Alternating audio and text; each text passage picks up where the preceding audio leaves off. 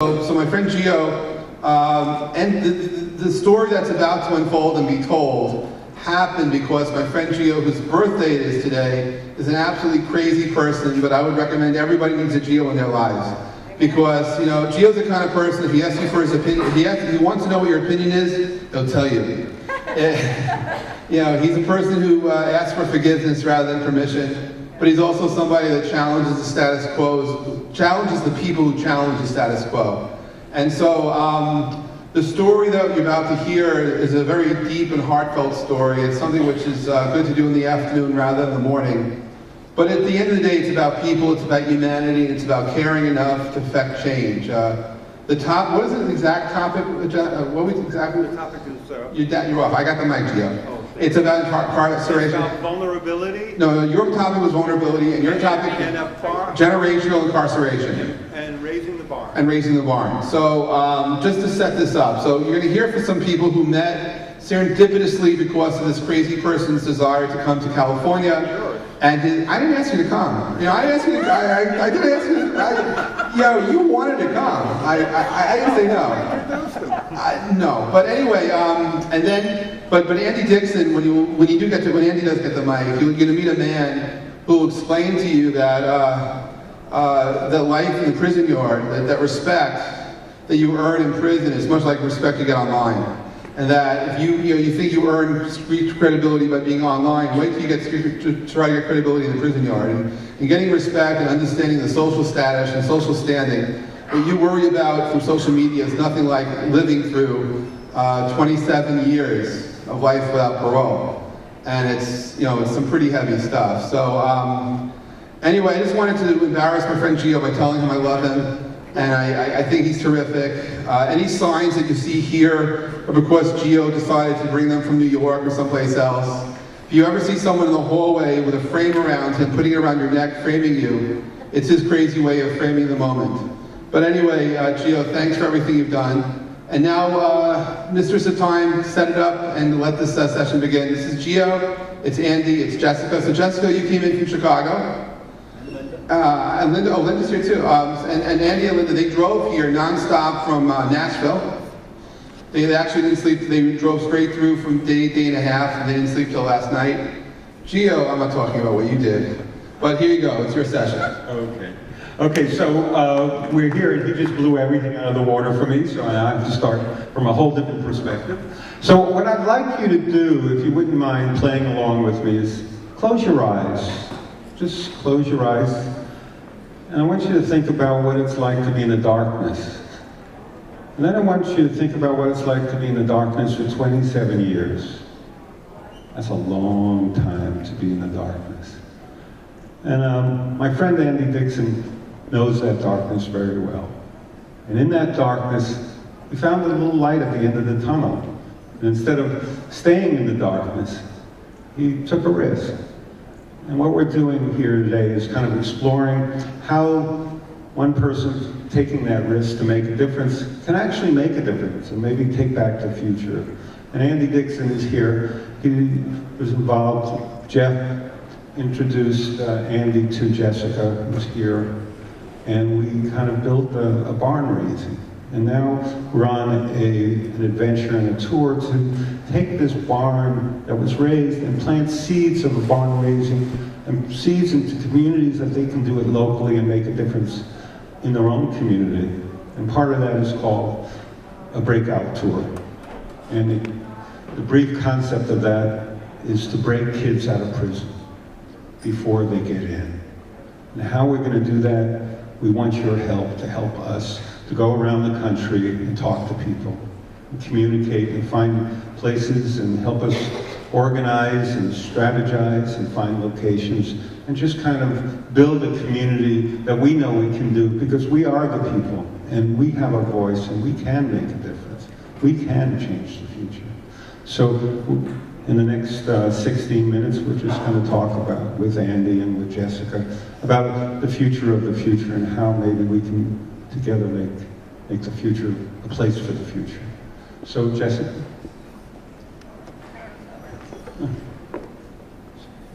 I'm at Jessica R. Murray on Twitter. So like Jeff had mentioned, I live in Chicago now. Actually, I used to live in Boston for a while too. So I lived all over the US, and if there's one thing I have to say, I lived in Nashville for the last 2.5 years. And of course I had my kind of ideas of the South. I have to say it's the warmest, friendliest community that I've ever encountered. And if you haven't been to Nashville, we have like a 600-person pod camp and bar camp. We plan annually, so that's kind of how this community came to, this design-a-thon came to take place, because Jeff actually introduced me to Andy. So I have a short,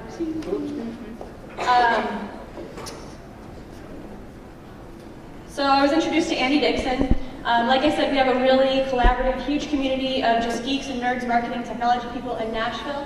And we saw the need in our own community to help Andy out. He had this nonprofit that was virtually, had no online presence. They had been in Nashville for previously a few decades, but nobody knew about them.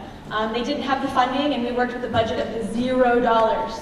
So we actually called upon our bar camp and pod camp community to discuss a local issue that Andy will talk more about, was generational incarceration. He's a third-generation offender, and like they said, he was in prison for 27 years. And he'll talk more about that. So we came up with this idea that we're going to do a 24-hour design-a-thon. And people, of course, looked at us like we were crazy. They have to stay up for 24 hours and work, and they're not getting paid for it. Yeah, I got a lot of this. It was wild. So we actually, we set up this, we worked for about 4.5 months on developing all the content and how we were going to organize this. Reached out to a lot of local businesses who were going to sponsor the venue. Food, anything that printing costs, drinks, caffeine, coffee, everything that the volunteers would need, local businesses supported us. And we actually figured out that we were going to need all of the following teams. We had groups of 5 to 7 people in each team. We had web dev, graphic design, marketing, a copy team, photography, and videography. We hooked up with a local art institute that supported us with either students or the professors. And each team, like I said, 5 to 7 people. We organized a few meetings before the actual event to figure out what it is we needed and figure out the deliverables. These are just a couple pictures from the actual event. This was held on July 25th, 24th. At Colab. yeah, 24 hours. At CoLab in Nashville, which is a co-working space. There was a lot of sleeping, but very little of it. And by the end of it, we actually developed a brand new online presence. Yeah, we did some games too. So we actually, before this event, there was no name of the organization. Like I said, they'd actually started developing kind of an arm of this local nonprofit that was in town, like I said, that was virtually unknown. So we developed a name, a logo, tagline, marketing collateral, a brand new website, their entire social media presence. We hooked up with Emma, which was a local email marketing company. They gave us a complimentary account. We did a video, which you can find on YouTube and on the site. All the photography for the website. We did an Ignite presentation for Andy because of this breakout tour. He's going to be traveling all over the country. And we also did a family handbook to give to all of the families of the kids in... They're going to help. So like I said, we identified all the deliverables, and for 24 hours we had 32 volunteers, geekforgood.net, Social Media Club Nashville, CoLab Nashville, and a lot of local businesses sponsored the event. But all of these people donate 24 hours of their time, a couple hundred hours of volunteer work, and we came up with youthturns.org. So if you go check out the website, you can see everything that we did. The idea is this, I also work for Social Media Club Global, and I would love to see this change affect every community. It doesn't have to be generational incarceration, but the idea is that you can ask all of your friends, whether there's developers, marketers, copy team, whatever, to go out and help a little nonprofit that has no voice and they don't have a budget. I would love to see the power of the community gather together and do that. So whether it's generational incarceration or something else, I challenge you to go help a little known nonprofit. Got it. Let's hear it for Jessica.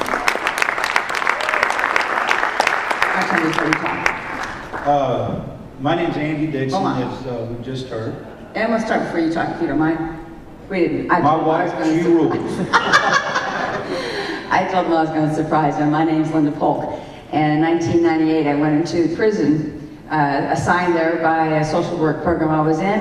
And I wasn't looking for a husband. I was looking for a career improvement. And lo and behold, I found this guy right here. And I started telling my friends, the most amazing thing, the most loving man I've ever met lives in prison, and I'm gonna marry him. And one of my friends said, we went home, he told me this later, went home and cried for 2 hours, literally, because he just knew I had thrown my life away, totally. And I'd already made some bad decisions previously on relationships, so they thought that was par for the course.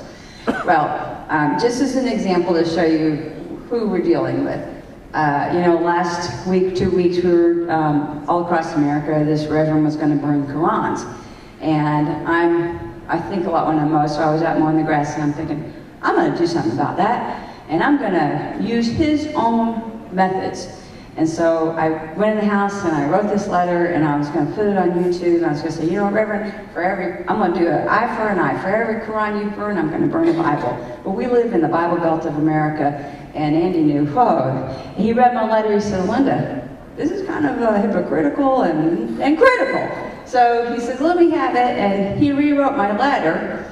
And to show you what, he really is the most loving man I've ever met. He rewrote it, he says, Reverend, for every Quran that you burn, we're going to give one away in your name. So, you know, thankfully, we didn't have to do that. But it is on YouTube, and you know, I don't know if the Reverend ever saw it or not.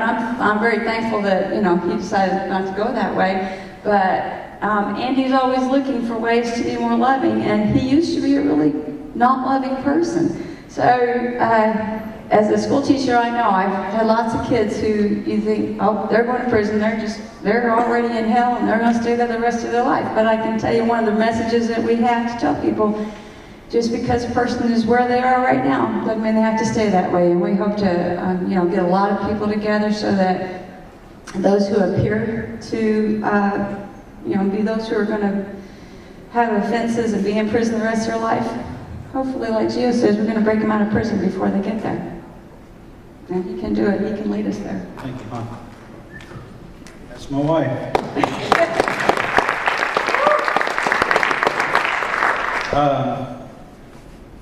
Linda's right. You know, I started off my life in a rough kind of way.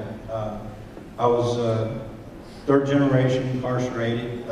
My grandfather, my father, my uncles, cousins, they were all incarcerated.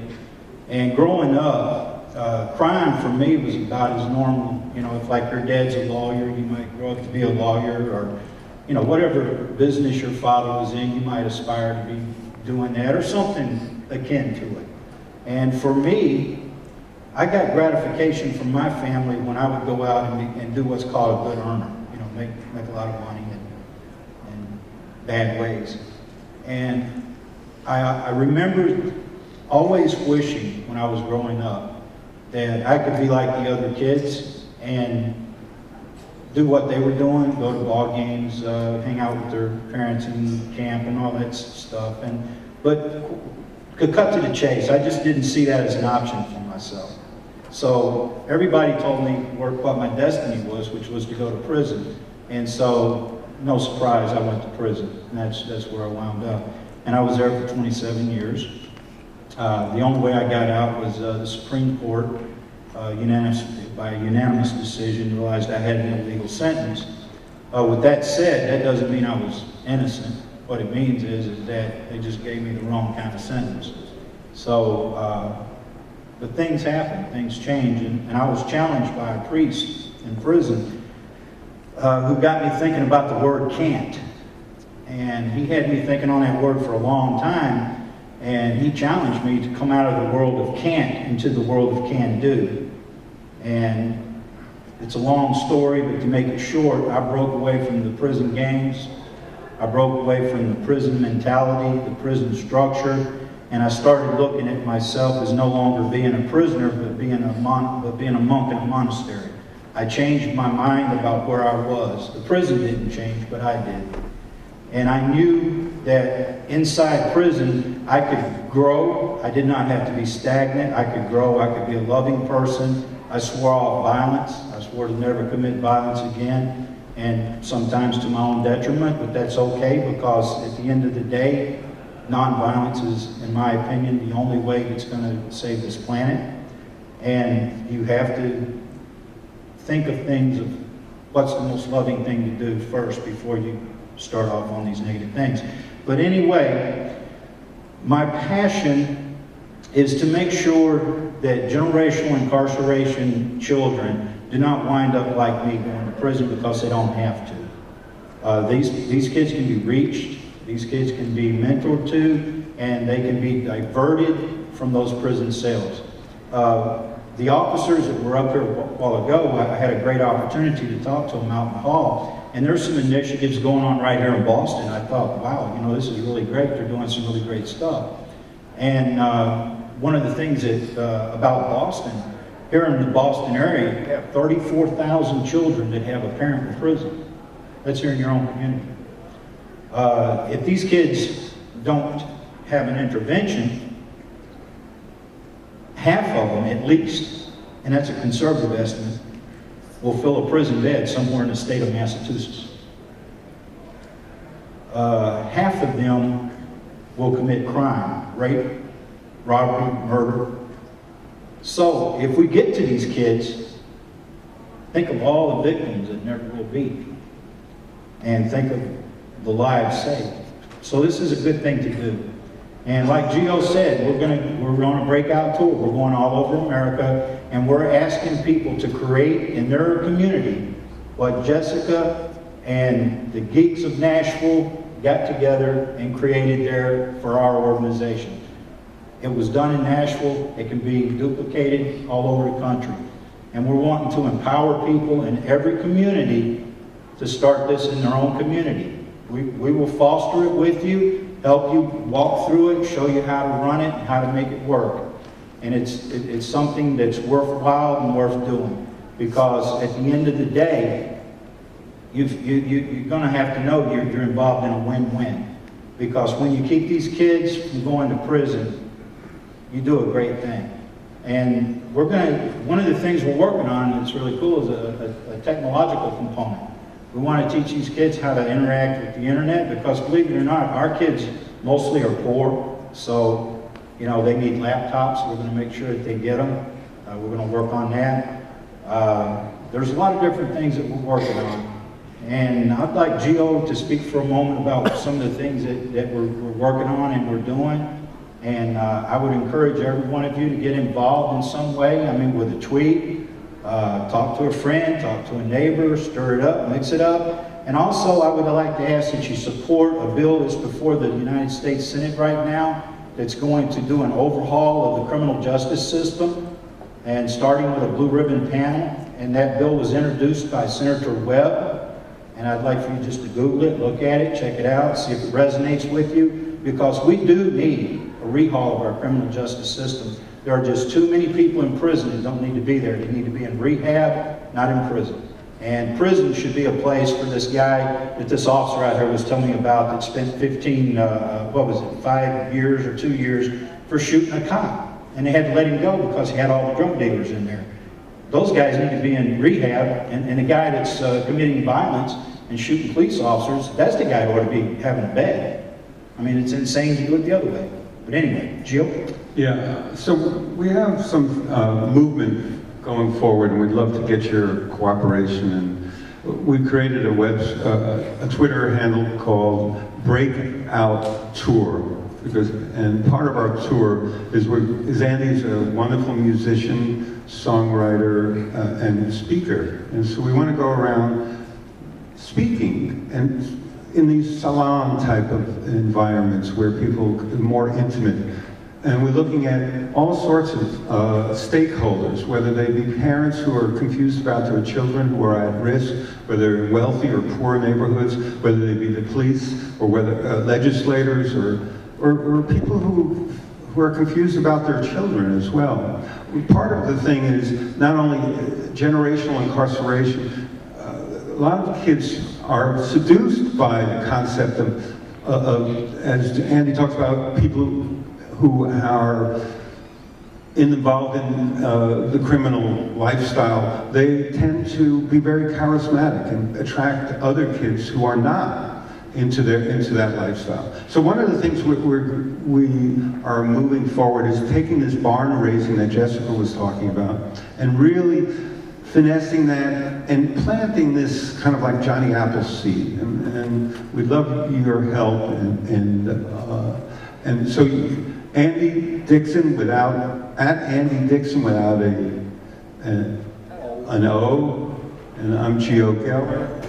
And Jessica R. Murray, we're here for you. Any questions or anything like that? And also youthturns.org. And you can hear my conversations with Andy and a wonderful video that we shot as a promo on my own private revolution.com/Andy Dixon. That's where you can really get a more insightful sense of who Andy Dixon is. Please go to www.youthturns.org, and if you feel so inclined, support us and help us move this thing forward. We thank you for your time, your patience, and especially your love. Thank you, guys. We also, one last thing, we also have a donate and a buy gift certificate on both of those websites. Gio, it's okay, come on.